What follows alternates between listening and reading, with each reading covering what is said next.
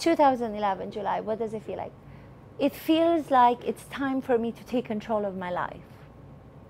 It feels like I can start to make decisions for myself. It feels like amazing things are going to happen in this moment. It feels like that. If you were to ask me the same question this morning, I would probably tell you exactly the opposite.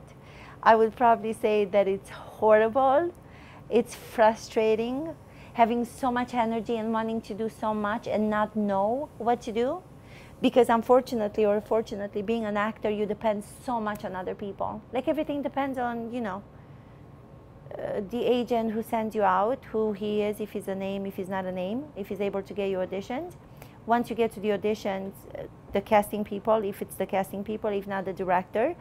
The director then also has to get an okay from the producers, because it also comes into account the fact that you're a name or you're not a name. Are they going to make money off of you? Are they not going to make? So you depend on so many people that you get so lost by the time you're going through this whole process. So you don't even know which way, where do you begin, what you've done, what you're supposed to do. So that's why I want to do things on my own. I know it's impossible to do that, but I want to be somewhat in control of what I want to do.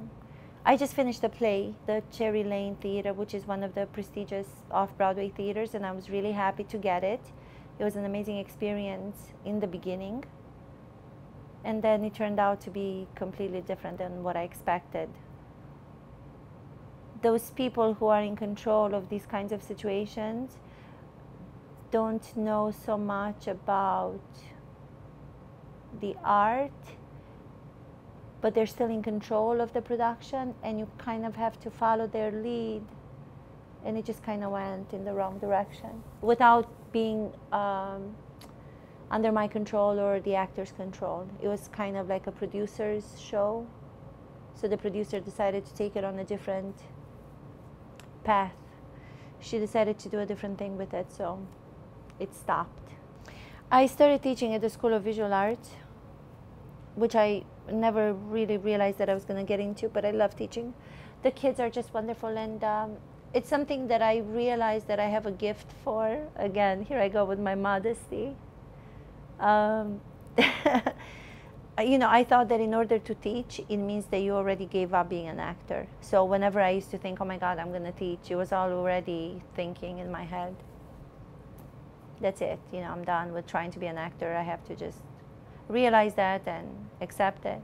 But it's not the case. It's actually completely the opposite. It's giving me so much more energy to try to be an actor and to try to do all the auditions and everything else that you have to go through. I get so much positive energy from the student. It's unbelievable, because I can see the change in them from the first class to the last class, or even from the first class to like the 4th week class, from these like shy, you know, 18, 19, 20-year-old kids who can't even like get up on stage because they're so insecure, like we all are.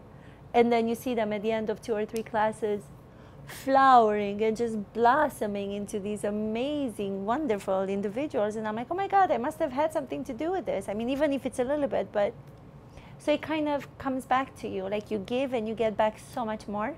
So that's why I love teaching, because I get so much from them. So I'm lucky to be able to I'm lucky to be able to do that, you know. I have a class beginning September. So that's good, and then I have 2 classes beginning January of next year, and hopefully from other schools, which I haven't auditioned. I mean, I haven't applied for yet, but that's it.